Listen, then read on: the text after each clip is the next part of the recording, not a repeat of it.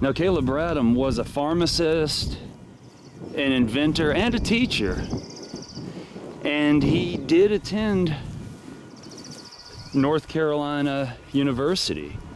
Then he went to medical school at the University of Maryland, where he dropped out because his dad's company went under, and I guess because of that, it was hard for him to. He couldn't go. They couldn't afford it. Nevertheless, though, he probably learned a lot there, and he was able to take what he learned and apply it to inventing a soda, which became Pepsi, obviously.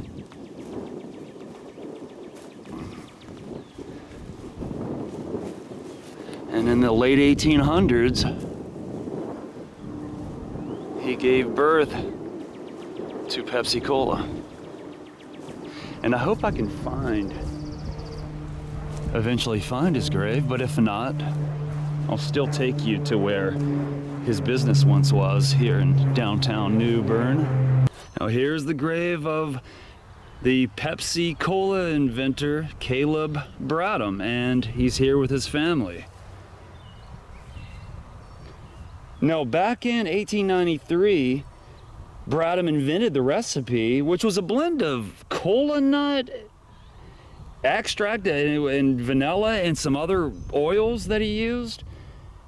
And then at one time it was called Brad's drink, but he probably and others realized that it probably wouldn't sell with that name, so he had to come up with, obviously, with a cool name. So he combined Pepsin and cola.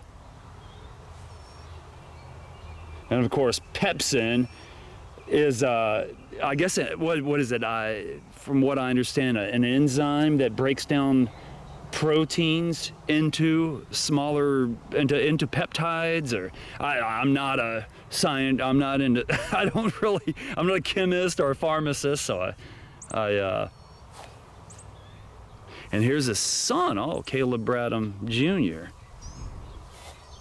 If you ever want to find him, just remember, it's this open lane right here in Grassy Lane, and you'll see some houses. You'll see some small houses right here, and there's a big obelisk kind of towards the back.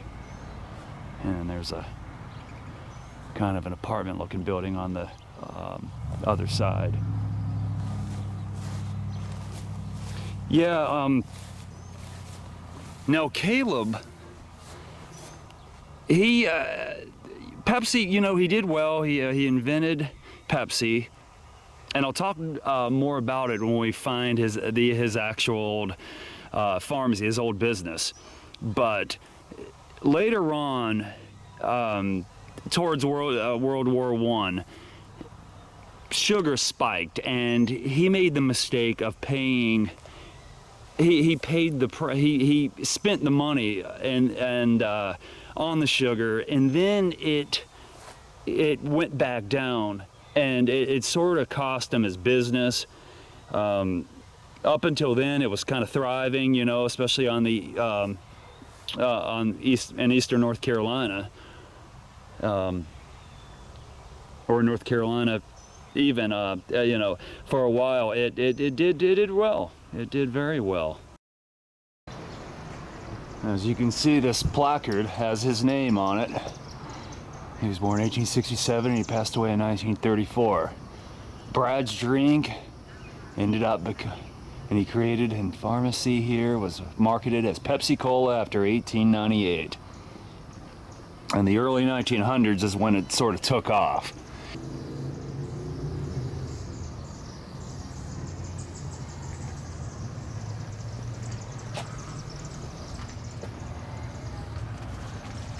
Yeah, in 1902, the Pepsi-cola was incorporated in North Carolina, and in 1903, he became the president of Pepsi, and history was made, obviously. So,